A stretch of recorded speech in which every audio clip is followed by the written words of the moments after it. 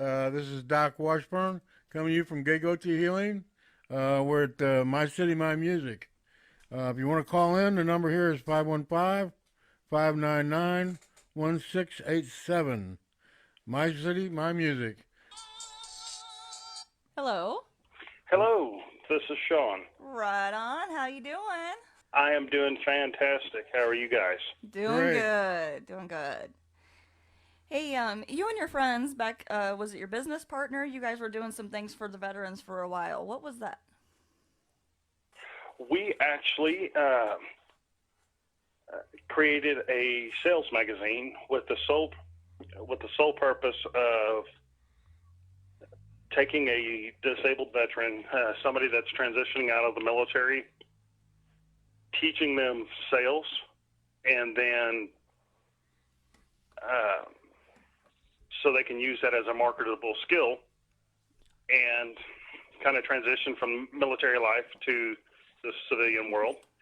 And what we did, the product that we made, it was called the Crest Magazine. And it actually started with the three of us sitting around the conference room tables saying, hey, how can we help veterans and veterans' families? Absolutely. Because we got to talking about the rate of pay, how much, spouses are, going to the store. And, a lot of the times while one spouse is deployed, the other spouse is, they're having a heck of a time. They're playing mom, dad, and, Every role they've there. kind of got it all on their plate. So the thought that we had was, okay, well, let's create a magazine designed to help those military families by offering them great deals in their local community. So what we did is we went to a bunch of advertisers, a bunch of restaurants, a bunch of businesses, and said, hey, look, you guys offer military discounts, but nobody really knows that you offer military discounts.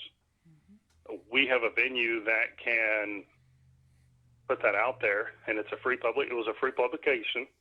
And what we did is we had an agreement that we could bring it onto the post and leave it at the PX. Soldiers could pick it up, take it with them, and it was kind of a one-stop shop. They could find a bunch of deals that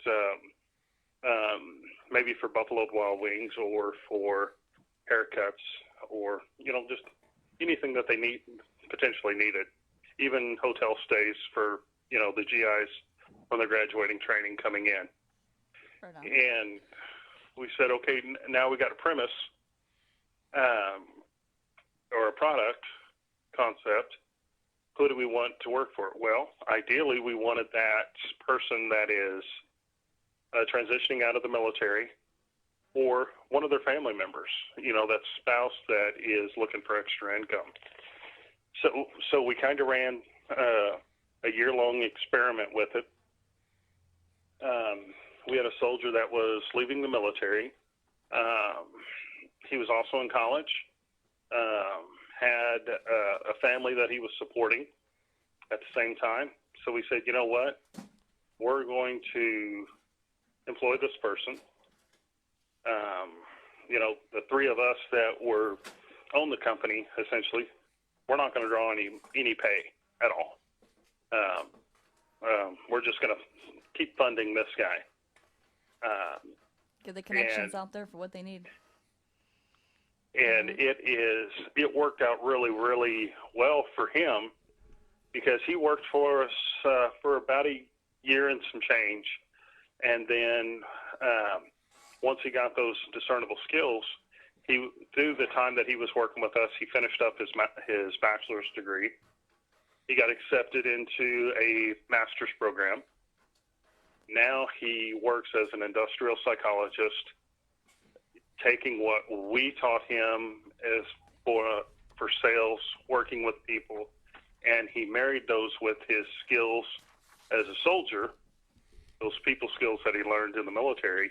For sure. And now he goes into organizations and really helps them, kind of change culture. If, the product's maybe not selling the way that they want it to, or they're not reaching the target audience. He's developed a way of doing it to where it does reach the target audience. And the three of us, looking back, we were actually talking about it a while back, and just that year-long experiment, it really helped this individual, and that's honestly what we wanted it to do. Right. And the other great part about it was, with the publication, we wanted a high-end, quality publication, and we were doing high glossy color pages, 600 DPI, which is really, really crystal clear pictures. For sure. But we chose a printing company that was also veteran owned. Nice.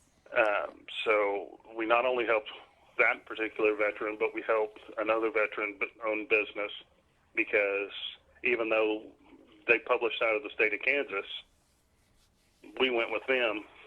And every 6 to 8 weeks, I'd drive down to Kansas, pick up a load of magazines, and take them and distribute them, and we'd go from there. That's awesome. Shawn, where can they find the magazines? Are you still making the distribution on those?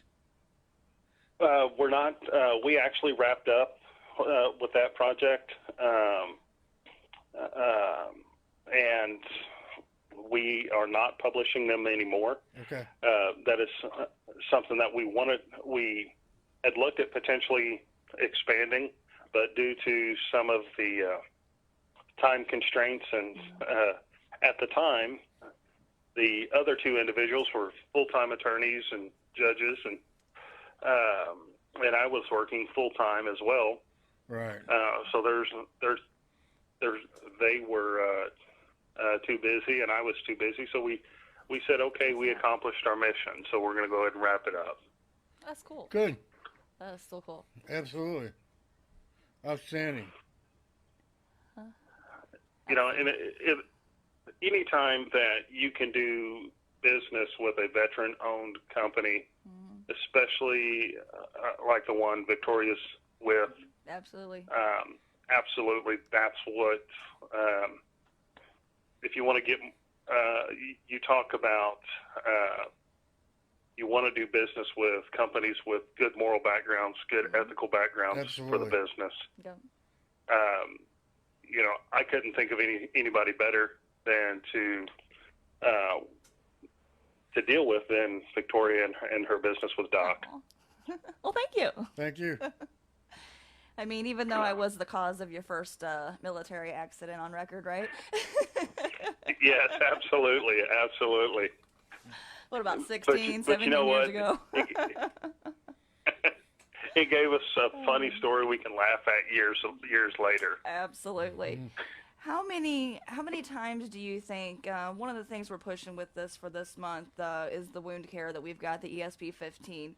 How many times do you think, just in the deployment that you and Jamie and the rest of the 428, that you guys went through, and just that one tour, how many times do you think that wound care like ours could come in handy? Well, I was a combat lifesaver overseas. Yeah. And when Jamie and I deployed, we didn't have medics that ran with us. So the combat lifesavers were the closest thing to emergency triage as you could get. And when you're talking about wound care and keeping the soldier fit for battle, Yes. absolutely, that could have been used almost on a daily basis. Not only with us, but there were several instances where we'd be called upon to help the Iraqi nationals that were, for some reason they got injured while on the base camp working. So we would actually tend to them and kind of help them, or if we were on the road with them, So we would help them. And with this, it's so simple. Like, you can use any form of liquid. Like, if you were to get cut with anything, just literally take, if you couldn't get the bleeding to stop, just take and dab a little bit of the powder on the herb on there. It'll coagulate and it will purify that wound as well. And that's a whole lot less. Like, how many, I was going to do the research before today, but how many people do you think, how many soldiers and veterans do we have that either they're losing their limbs or they have infections that can't get controlled, and it just, what do you do with it, And I think years after the fact, Yeah. I think you're going to see more and more of that, and all the evidence you need is just a quick walk through a VA hospital. Absolutely. Because you've got, soldiers like, take me, for example. When I left for Iraq, I was, relatively healthy. Right. Now, with the VA system, the VA has me at 100% disabled because of the abuse that I put my body through in Iraq. Absolutely. I think it's time that with all of the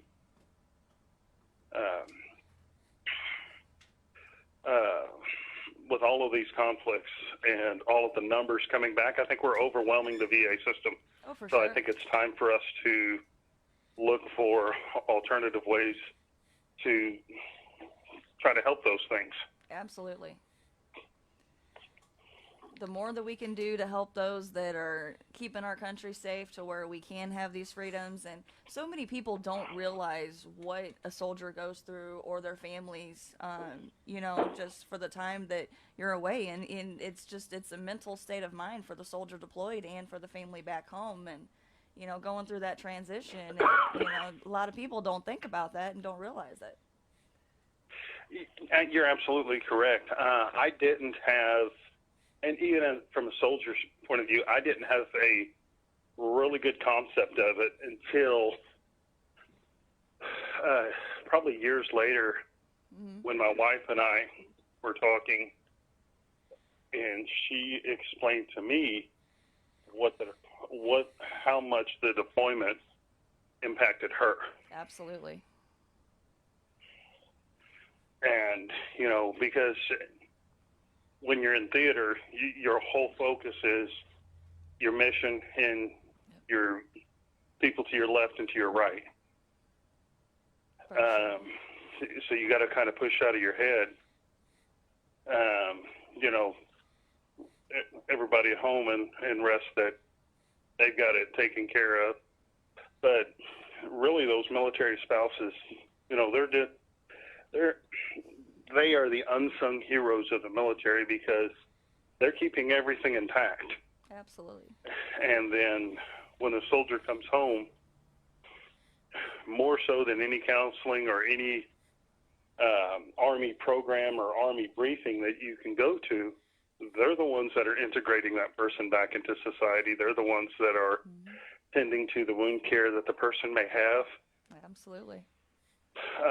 And it may be something that,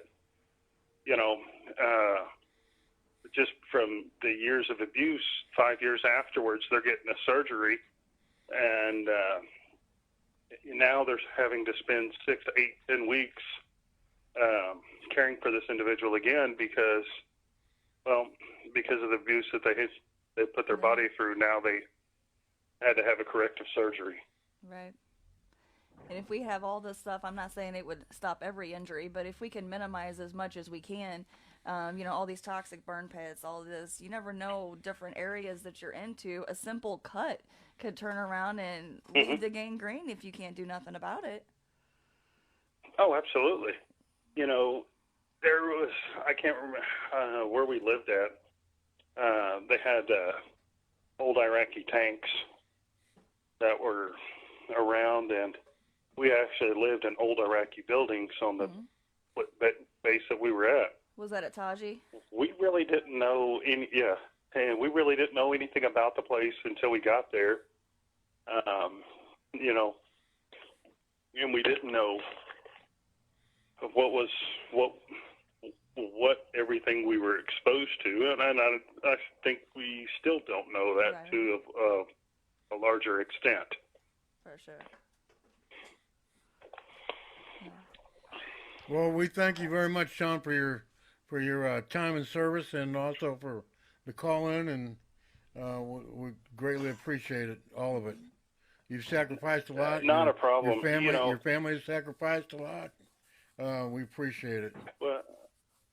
Well, I thank you. It is been serving the military was, for me, it was a family tradition.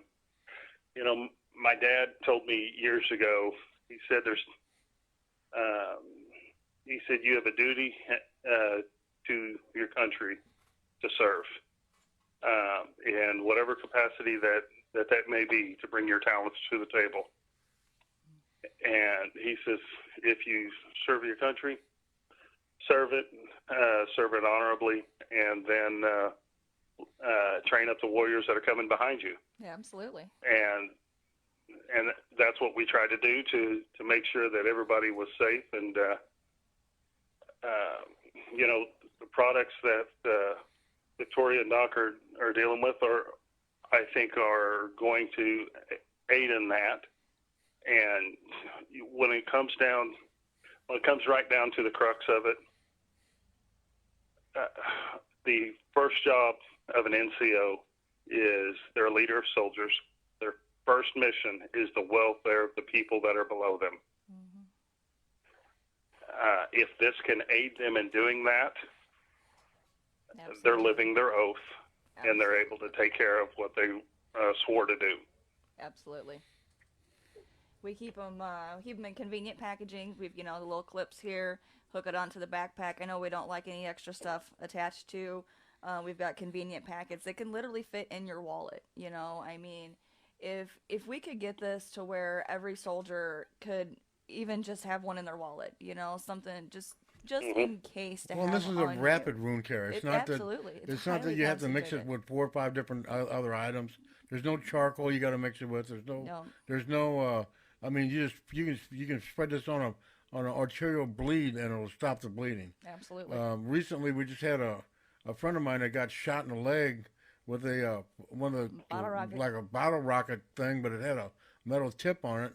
It went 1.5 inches in his leg, and went up his shin 1.5 inches. He just packed it in there and wrapped it up. That was on the 15th of June, and 7 days later, it's already healed. Yeah. It looked like a bullet. In fact, when he sent me the picture, I said, "Who got shot?" Because I thought somebody shot him, but it looked like a bullet hole. Yep. But it was a bottle rocket that was supposed to go 300 feet in the air, and it went like 10 feet over and hit him in the shin. And he shouldn't have been shooting fireworks, but he was. But not only was it a hole, but it was a burn and an injury. And nurse practitioner said, "You're going to have to see a surgeon." Well, John is not going to go see a surgeon. No. He's just not going to do it. Mm-hmm. He's not going to do it. So he had the ESP-15. He packed it in there, wrapped it, drew it out. It's sealed up. 7 days. Yep. Wow, that's awesome. Yeah. And to think about this time of year, we're getting ready to go into July 4th weekend. Absolutely. I'd like to encourage everybody to use fireworks safely, but how great would it be to have some of this on hand? Absolutely. Oh, yeah. Just in case. I always have it at the house. Yeah, Always. well, I have a friend, I'm going to use his name. His name's Jim Neaters. He grabbed a hot pan last weekend, and you can see where it was going to start to blister. Yeah. So he took the ESP-15, mudded it up, packed it on her, wrapped it, took it off an hour later, and wasn't even red. Nope. I mean, it was, and he Wow. said he knew it was going to blister. The pan was that hot. Yeah. He felt the skin sizzle. The skin sizzled, but when he put the herb on it, it dried it up. It went away, and it made his skin a little more tough. Yeah, he said it no it blister. felt almost like a callus, but that went away after a day or two. Yep. But it didn't blister. One more thing I was just thinking about too here. We had a call the other day. Which you said Jill's daughter, I think it was, Yeah, her dog had an anaphylactic reaction. Would there be any issues or situations, Shawn? Do you remember that anybody could have an anaphylactic reaction in the field? We discovered when you mix our wound care with a little bit of water and drink it, it has stopped the reaction on a dog, and it has also stopped it on another friend of ours just a couple years ago, actually before the ambulance could get there when he got stung. Would that be anything? Oh, absolutely. Absolutely, because you're in an environment where the person may or may not have easy access to atropine or their auto injectors. You know, when you take a look at kind of the lifestyle that you would have in the field, you could very easily break your auto injectors. Absolutely. And, you know, especially if you've got them in your cargo pocket or, you know, your bag. You know, if you're deployed, right, the only safe place for your bag is on your back. And, well, if it's on the side of your truck, it may make it there, it may make it not. Right. Then if it doesn't, well, you've got a whole lot of time before somebody can ship you one. Oh, absolutely. So something like that to deal with the anaphylactic shock very well could be life-saving. That'd be amazing. Yeah. We need to find out who to get this to. I don't know if we would start with the veterans, the soldiers themselves, the ones we know, you know, and just kind of word of mouth, or where we would go about this. But I feel like, especially with it being around, you know, 4th of July, Independence, you know, it's America's birthday. You know, America's not going to continue if we don't have the support and the people and the finances and the wound care to continue keep it going. You know, I have a feeling we're going to have a whole lot of people coming together in support, and, you know, we're going to need that. And if this is a way that we can start helping our veterans when they're out there in the field and the soldiers, and I think that's the route we need to take. Absolutely. You know, I've said it before, these veterans, and by no means, there's a whole lot of people worse off than me. You know, these guys are coming back. They've got a lot of problems. And I think we as a society, as an American society, we owe it to them to try to fix the wrong that happened to them for service of, you know, people that they've never even met. You know, when we were deployed overseas, we did it without question. Yep. We did it because, you know, the people standing beside us, and to help out our country at home. For sure. And I think the American culture as a whole needs to kind of say, okay, now we've got all these wounded warriors coming back. Some wounds are visible, some wounds aren't. Right. The wounds that are visible, let's try to help fix those. The wounds that are not visible, with PTSD, TBIs that are not easily diagnosed, let's work to gain a better understanding of those, and really not give up on them. Because, you know, when you start looking at how many of our homeless population are honestly disabled veterans, that could not, you know, operate in quote unquote normal society due to either lack of resources or, you know, they just gave up on the system. Right. Well, we're going to go take a break here. I'm going to have Justin hook me up. We've got a video I'm going to play here. The portion of the song that we're going to be having on here is Wrong Side of Heaven by Five Finger Death Punch. But also the video, if we can get Justin to play that part as well. Those are some pictures and some images that some of you guys have sent back to us, back to me and Courtney, Nicole, Andrea, you know, all of us when you guys were deployed. I've put that clip together from some of those pictures and videos just to give people just a detail, a little bit of what you guys go through out there, you know, because a lot of people don't think about it. They just, oh well, there's a deployment, there's a war, but that's our soldiers, that's our people, that's our Americans that are over there fighting so that we've got the safety that we do. So this video coming up here when he gets it loaded is going to have those pictures going as well. And the Wrong Side of Heaven, I know if you pull up their actual video through Five Fingers Death Punch website, they have a lot of links and resources for soldiers as well. But I think it gives a good thought processes for what a lot of soldiers are going through, like you were saying with the PTSD and everything like that when they come back home. Absolutely. And, you know, June is PTSD Awareness Month. And so I would encourage anybody that's listening, if they need the resources, call the Veterans Crisis Line and get in touch with them. They will get them in touch with a social worker at the VA that will help them. Good. All right. Thank you, guys. Thank you. Thanks, Shawn. All right. Bye-bye. All right. Talk to you later.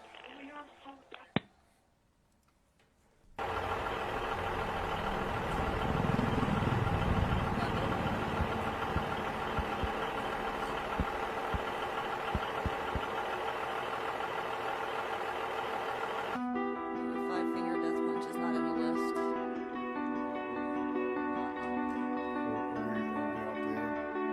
Oh yeah, it's playing the video right now.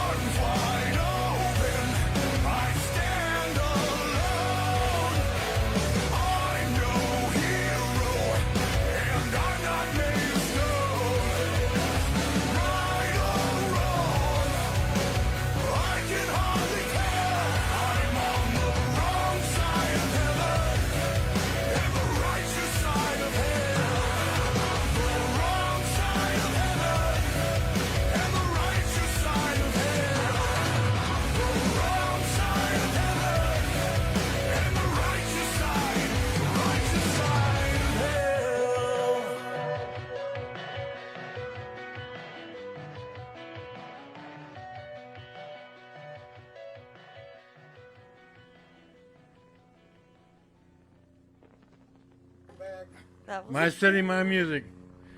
515-599-1687.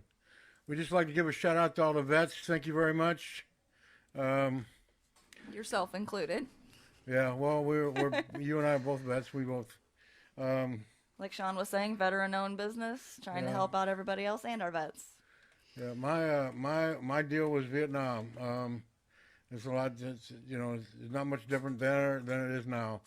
So a shout out to everybody that was there. I didn't have to go to. I was a combat vet. I didn't have to go. I did serve, but to all the vets that gave up more than they actually bargained for, thank you very much. Absolutely. And their families, thank you for the sacrifices. Let's see. Well, I'd like to give a shout out to somebody that can get our special wound care into the government, into the military. That'd be amazing. You heard it from the guy that was there, that they don't send out medics with every troop, every deployment that goes out into the street. These guys are getting shot, stabbed, cut, hurt, broken. They need to have more protection, and when we have something that's all natural and organic, stick our it in your wound pocket. care Take will it not with you. spoil. You don't have to refrigerate it. You don't have to have anything but in your pocket. You can mix it with spit if you have to, Absolutely. or you don't have to mix it at all. You just pour it into the wound and cover it up. Yeah. It's sanitary. It's been used before on pre and post surgical. So if anybody knows how to get this into the government, we would really, really appreciate your insight on this. Absolutely. Our veterans need more than, and not that there's anything wrong with what they're getting treatment now, how they're getting, but they need more. It's absolutely. not. Well, especially field triage. You can't, you can't when you're in the field, you can't rely on a medical situation that's not there. Right. And I know that the guys coming back in my era in Vietnam, they're talking about being out in the jungle for 3 weeks at a time. Be by yourself, not have any medic and anywhere. you're coming back with jungle rot. You're coming back with poison ivy. You're coming back with all kinds of different diseases, malaria, diphtheria, and all kinds of other things. That goes along with jungle warfare. But it's the same thing whether it's jungle warfare or suburban warfare. It doesn't matter. People are getting shot. People are getting hurt. They're getting wounded. Yep. You're going to get fragments. This would stop a lot of problems. Absolutely. It would save a lot of lives. I'm telling you, it would. A lot of that shrapnel, a lot of the bone fragments, everything I've seen that's it. left I've been in, there. draw I know it these right out of people. there. I've seen what comes back from war. I think we all have. We've seen the devastation. It's not pretty. It's not nice. Some of us don't believe in it at all. Some of us, think that we're 100% behind it, and we should be. The government says you got to do it, so they did it. But we would really like to get this into soldiers' backpacks. Like I said, we don't really have them available on the market on our website right now, but we do have the gold foil packets. There's enough in there. We can pack it enough in there to do like a 6x6 wound, but even just the small amount that we have in there, just a little bit. We can accommodate. We can do whatever we can need. accommodate the government, whatever they want. Absolutely. If they want it in a tin, they want it in plastic, they want it saran wrap, whatever they want. Yep. We can do whatever they want. Absolutely. Just need to make it available to our soldiers. We can make it available. So anybody from the government's listening, call in. Shoot us an email. Let's do it. We're Gagote Healing. We're at 855-392-3300. Extension 2, that's Victoria. She's the marketing director and research development. Ashley's our marketing department now. My bad. Ashley, I'm sorry, babe. So Ashley's our marketing and sales and marketing. Right? Am I right there? Yes. Yeah. Okay. Ashley is our director of marketing sales. Yeah. I'm the director of research and development, and you are our. And I'm the boss. You're the boss, but we're your directors. We get you moving. We keep you in line. I'm just the guy that you call the boss. You guys are the boss. Did you do your homework yesterday, by the way? A little bit. A little bit. Okay, so anyway, we'd really appreciate that if we could get the government to take a look at this, because Absolutely. this is something that would really benefit the soldiers in the field, off the field, at home, away from home.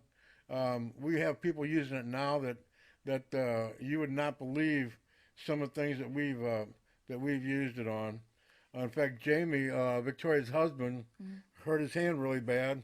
He was here last month with the show. This is graphic, so you may not want to see it, or you may want to see it. But this is his hand, and this is what we put the wound care on. And if you look at one of the pictures, This one here. if you look at one of the pictures, you can see the doctor from the vet hospital. He asked him what was on that, and he said, I don't know, some guy named Doc put some herbs on there. And he said, well, probably lucky you did, because you'd lost your hand if you didn't. Absolutely. Now that's Victoria, and she's sitting right here. That's my She was husband. down there when the doctor said that. Now, listen to this. They poured hydrogen peroxide solution on it. It didn't even bubble. The ESP-15 drew that much bacteria and poison out of that wound. It dried it up. Yeah. Now, here's a little bit larger picture. Close your eyes if you don't want to see this. Okay? But this is what it looked like after, the day after. That's one day. Yeah. 6 p.m. One day. 6 p.m. Sunday night to 2 p.m. Monday afternoon. That's one day. That's what he poured hydrogen peroxide on. It did not bubble, not one little bubble. Yep. Okay? Not only that, but his hand now doesn't even have a scar on it.